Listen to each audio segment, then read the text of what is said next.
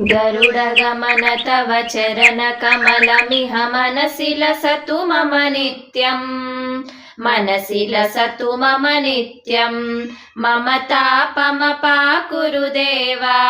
मम पापमपाकुरु देवा